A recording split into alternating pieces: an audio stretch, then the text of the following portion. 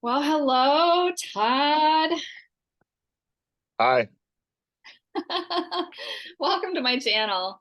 Um, yeah, I just like to say really briefly, my channel is about transformation and it's a reflection of my life, my journey, in hopes to help someone else. I am a recovering person and the story of my life is what it was like and then what happened and how I got here today, which was a very distinct process of transformation. Okay, so let's say it like this, from hell and back. Yeah. It's like from hell and back. So, okay, I just want to double check in with you that you're okay that we record this Yes, or that we're good. and then I put it on my YouTube channel. Okay, great. Glad to be Perfect. here. Perfect. Yes, thank you so much for supporting me and coming on. And then also, this is a form of you giving back to our people, our community, the addict who still suffers. So yeah, let's just get started and jump in. Just really excited to hear about you and your story and what it was like, and then tell us about what happened and what's happening today. And I'll jump in with questions. So Sure. So I grew up in central Minnesota in a small town on a dairy farm actually until I was about 11 years old. My father was an alcoholic. Um, Alcohol abuse and substance abuse is in my family on both sides. But I saw it firsthand with my dad. He got sober when I was 12. But I remember, you know, what it was like for him. He went to treatment, got sober in 30 days, and he was done. So growing up, I saw my dad help a lot of people. Um, he ran the town meeting. There was people coming in and out of our house quite a bit, and my parents are great people. Seeing my dad change his life like that was awesome. I still had some resentments towards him, but the older I got, we started building our relationship back. So with me, I always knew I was a little different. I played sports in high school. Um, I had two brothers. I was the middle one, so I was kind of the rebel. Um, but yeah, sports was is what we did. We played three sports. Year round: football, baseball, basketball. I kind of noticed when I'd go to parties and stuff, I'd always like to be the last one up or try to outdo everybody, or I'd try to stay up late. Um, what, like the drinking? Was that your drug yeah, of the choice, drinking? drinking. Yes. I would always, so I always kind of knew maybe there was some red flags there, but, so high school went okay. I graduated, went to college. I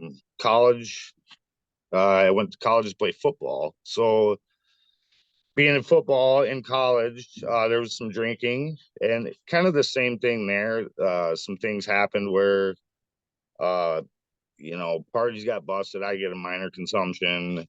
Um, But yeah, again, I was kind of like always the last one to be, you know, kind of be up and continue to drink. And, um, my parents would talk to me about it to be careful. My brothers would too, like, dude, you're overdoing it, things like that. So after college, I got married, had my son, and in 2011, I'll kind of fast forward, 2011, something happened. Um, I got a divorce and Wait, what um, happened? I got a divorce Okay. from the kid. Yeah. So I had two kids, 2011, I got a divorce and it, it affected me. I don't want to say too much, but it affected me, where, um, I just went into isolation and, um, the thing that hurt the most was having the kids like taken away from me every day. I was used to being with them every single day. Yeah. And I did get half custody, but still it was different. I still, I don't know, it changed, something changed in 2011. I just started drinking heavily. I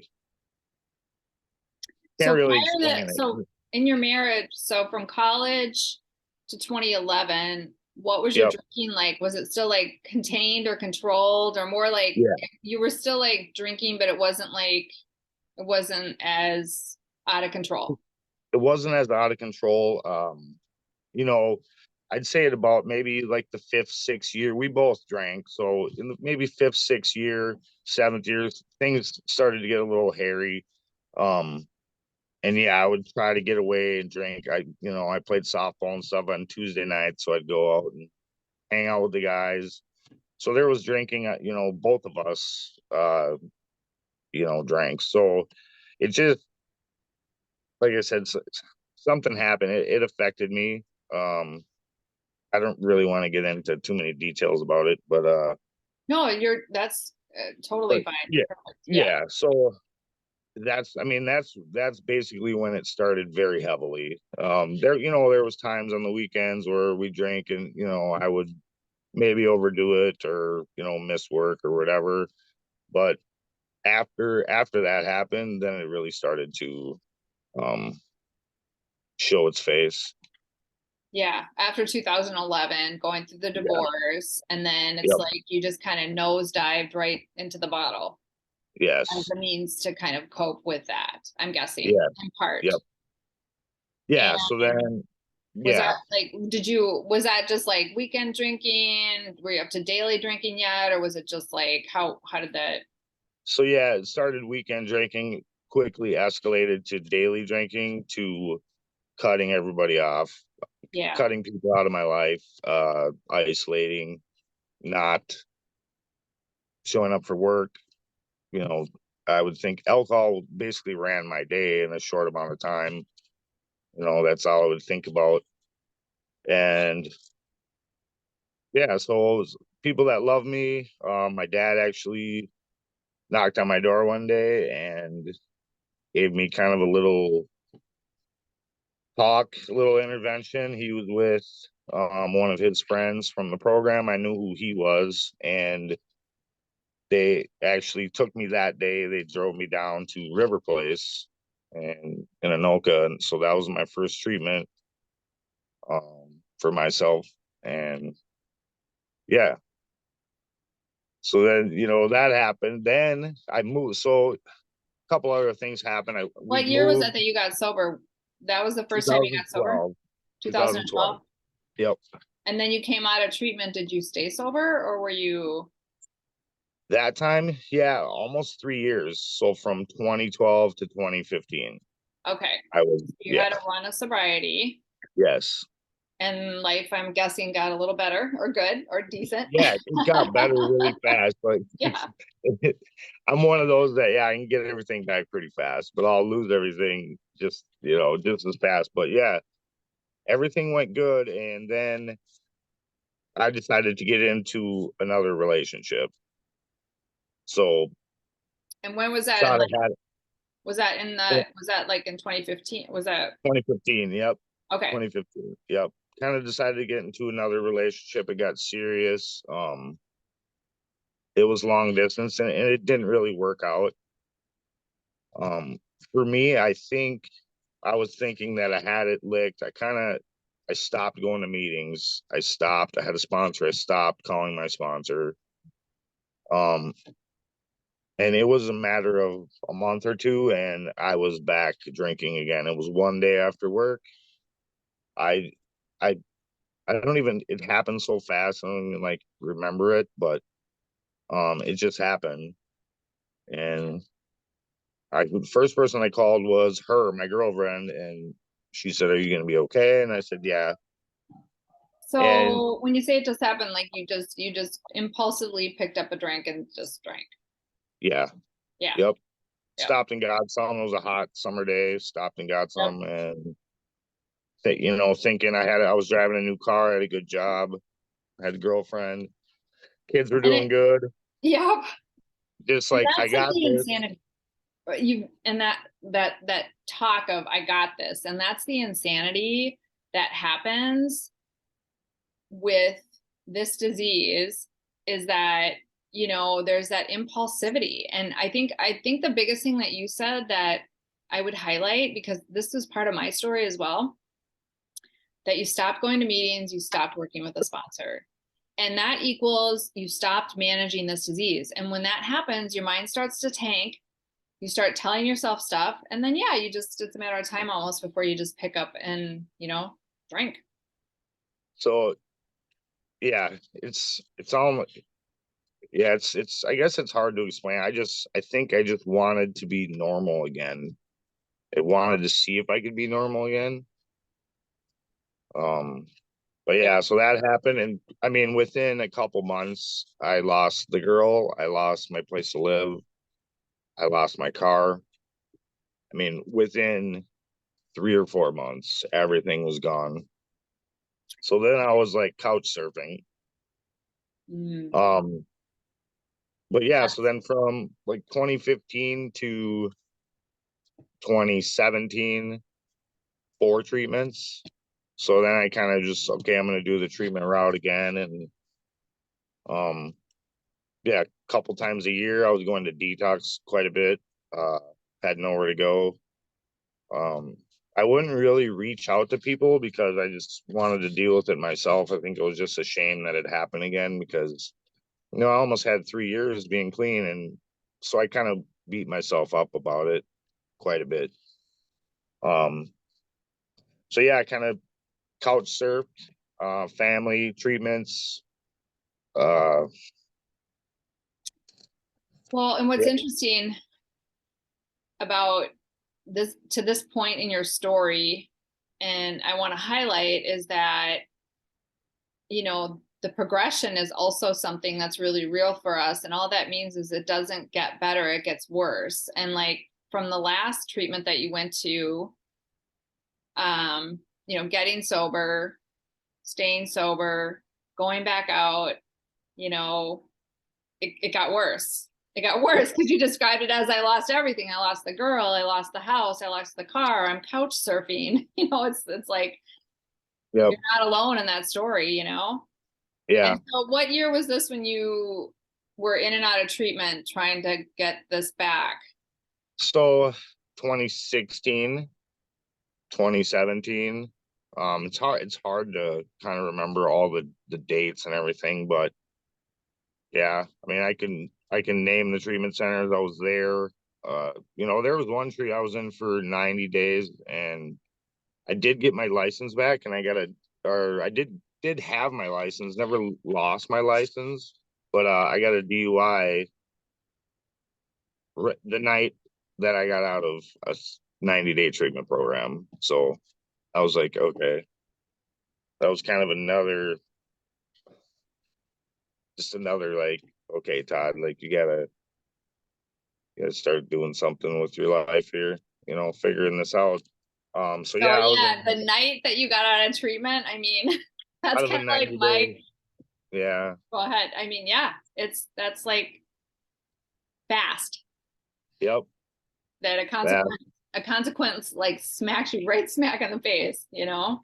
That's kind of Some like my crazy, I ended up getting like 2 DWIs in 6 weeks. So it's yeah. like, I always call them like, what I love to call those is more like God shots. I mean, it's Yeah. like, it really does take like the hand of God to like, just like put the smack down. Yeah. you know? It does. I had to try it and try it a few more times and try it a few more times. I mean, there was a few times that I almost didn't make it. I ended up in the ER one time, and uh What was that like? What happened? I Or don't remember like anything, but uh the doctor actually walked me out. I woke up, I was cathed, so I had a catheter in, and I was intubated. Um, but leaving, I think I was in there 2 or 3 days. Leaving, the doctor put his arm around me, and he was like walking me out. Um, and I remember he said, "Do you have kids?" And I said, "Yeah." And he was like, "I'm really worried about you." And he said, your blood alcohol was like a 0.56, I think he said, or a 0.5. Yeah. you That, know, yeah. holy Holy crap. I know That's people so, like to, yeah, I know people like to glorify their BAC and stuff like that, but yeah, that was, um, I mean, that was like how bad I hated myself, you know, it was pretty sad, and it really, yes. But I think the thing is, I think the thing about it to be said is that with the nature of this disease, it's like we cannot stop until yeah, until something stops us. And I always say that force is God, and those are our consequences. And it's like you lived through that. And how fortunate are you that you actually lived? Because I think they say like point 0.5 is like you're dead. And yeah, 0.56, like it's like no wonder I you couldn't, were, yeah, I couldn't even remember how I got there or anything, you know, so it's pretty bad, yeah, well, I'm so glad that you lived. So what yeah, happened after that?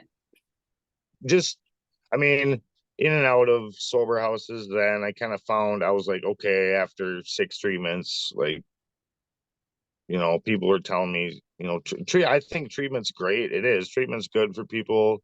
Um, but AA, I'll go to bat for AA. I've seen AA save people, and Yeah. once I started working a program in AA, then things started to change. But yeah, I got into some sober houses, some not so good sober houses, but some of them are a lot better than others.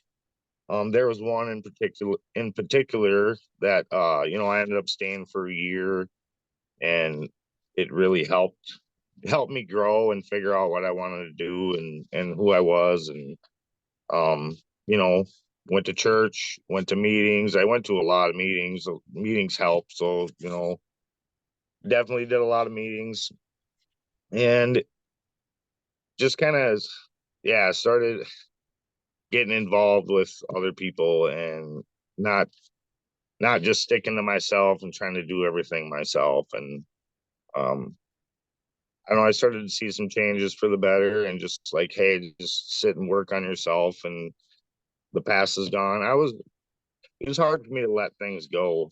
That's kind of one of my biggest character defects, is letting things go.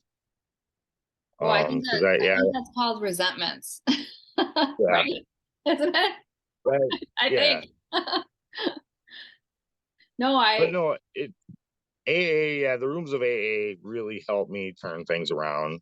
Um, Treatment, like I said, treatment's good. It's good to get in and kind of get to the root of the problem. AA rooms that really, but you have to. If you don't put in any work, you don't get any results. yeah, and I think that's really beautifully said and very simplistic but straightforward. And so when you got out of the hospital, you were in and out of sober housing, trying to stay sober. At what point did you actually like get it where you like said where it's like, because now you have 2 years of sobriety, which by the way, congratulations, is freaking amazing. And Thank you. at what point did you, because 2 years ago, that's like somewhere in the throes of COVID, right? Yeah. So yeah. So something. So I was in a sober house, and something happened. I got into kind of a relationship again, and some things happened with that. Um, some things happened at one of my jobs, and I lost.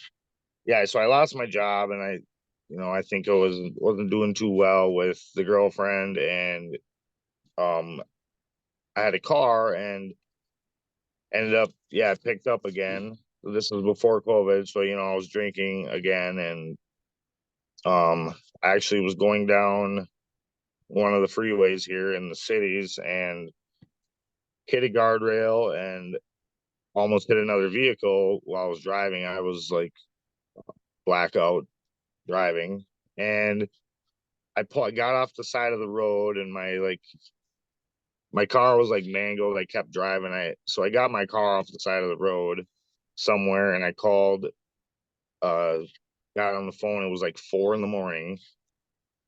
Um somehow the police didn't find me or see me. But I got out of that situation. That was the final. Looking at my car, I'll never forget, like, looking at how mangled my car was. And just that was kind of like, okay, The final that, the final yeah, that was like, okay, like time Todd, to do yeah, this. yeah. So then I went, put myself into detox. Detox was, I was in bad shape, even at detox, they were like, how long you been doing that? I was probably on a week or two bender, and the withdrawals were unbearable almost in detox. So I didn't think I was going to make it. And yep. So I made a couple phone calls after I got out. This, a sober house, um, brought me in. I don't know if I can say who it is, but, Yeah, you can. BSM. Yep. It's called BSM. Yep. I think they're one of the top notch sober houses in the metro area. Yep. Good sober Um, house.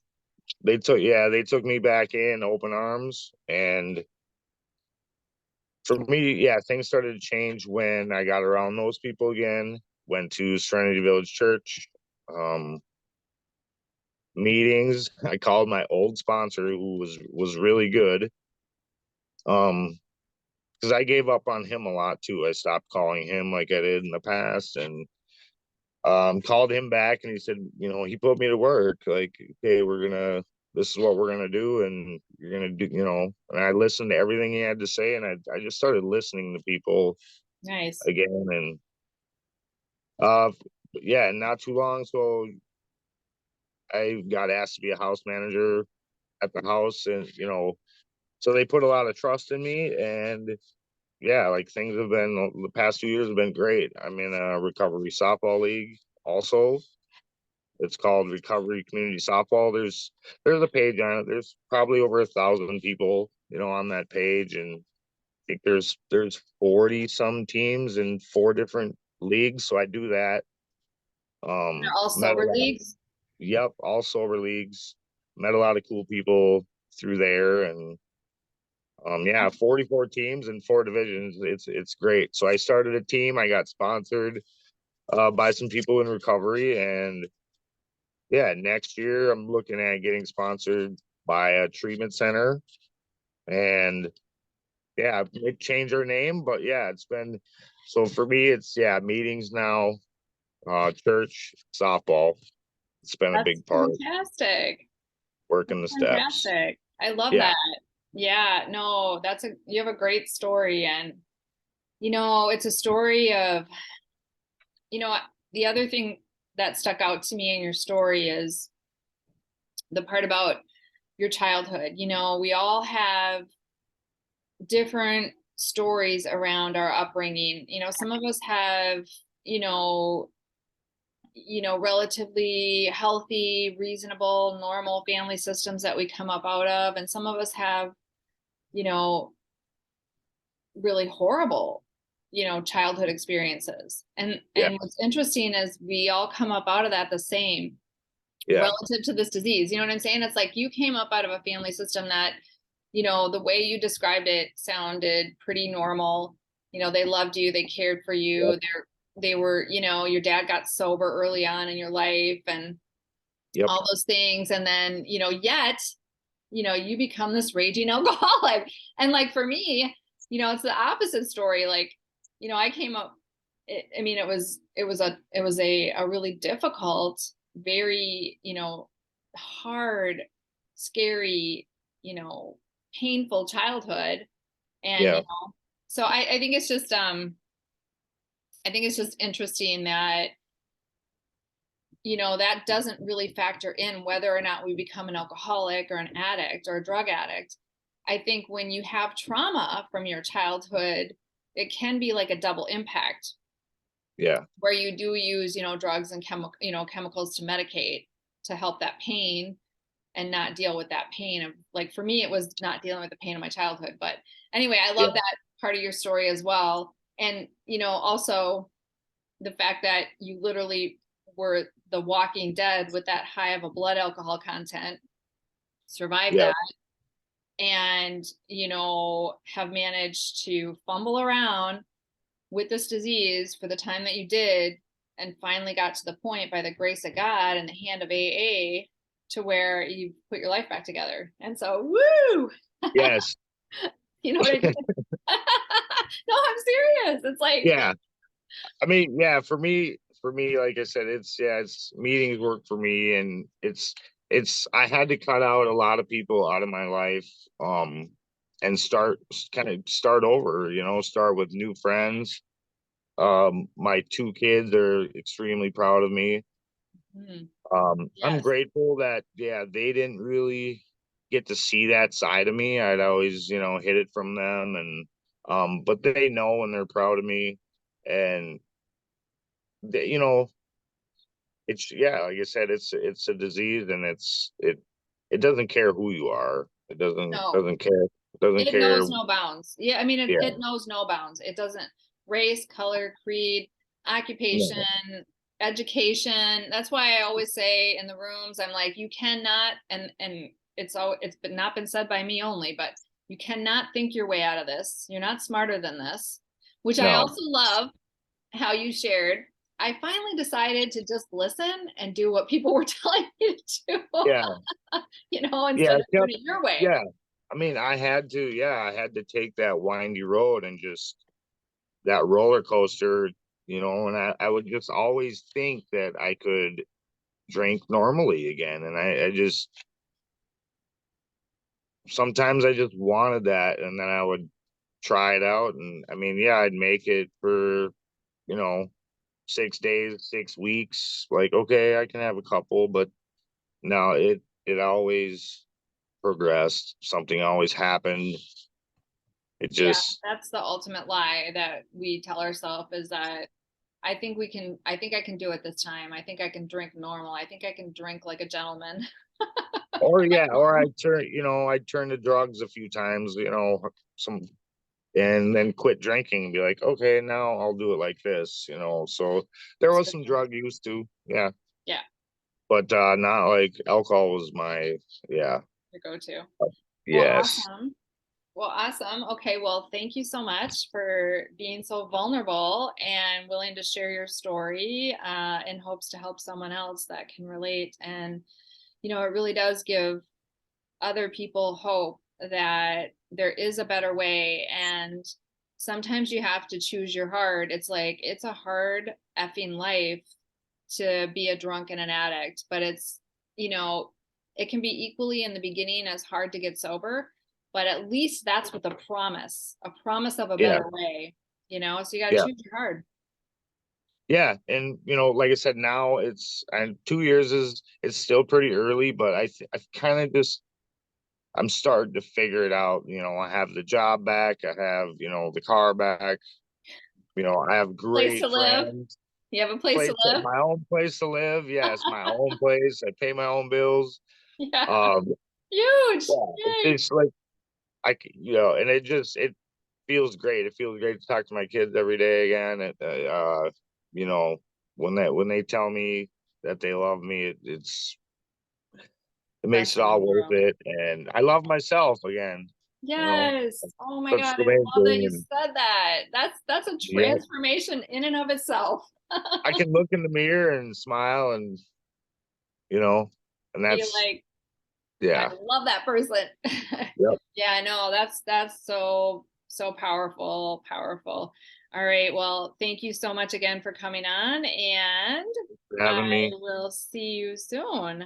All right. Thanks, Jen. I